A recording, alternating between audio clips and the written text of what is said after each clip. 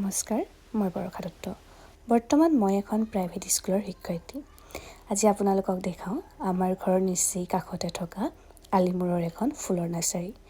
মই ফুল যিহেতু ভাল পাওঁ, সেইবাবে ঘৰতে এখন অকণমানি ফুলৰ বাগিচা পাতিবলৈ চেষ্টা কৰিছিলোঁ আৰু তাৰ বাবে কিছু ফুল আনিবলৈ আজি নাৰ্চাৰীলৈ গ'লোঁ। লগত গৈছিল মোৰ ভাগিন।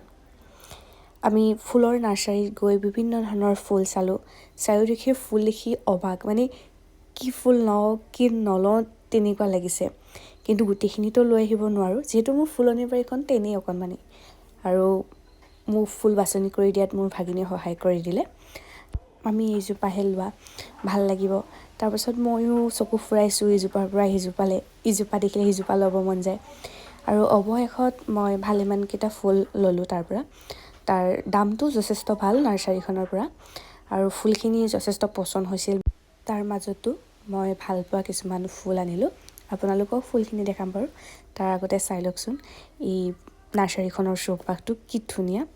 তাৰপাছত তাত থকা দাদাজনে, অৰ্থাৎ যি ফুলবিলাক প্ৰতিপালন কৰে, তেওঁ ফুলবিলাকৰ কথা বিভিন্ন ধৰণৰ বুজালে।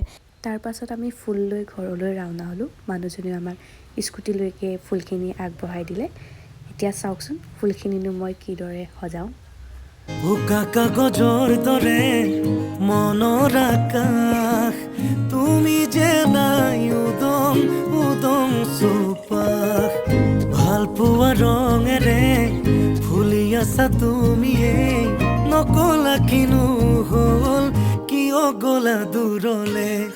ভবাতো নাছিলো তুমি হঠাৎ এৰি যাবা, কৰি এৰা পৰলীয়া।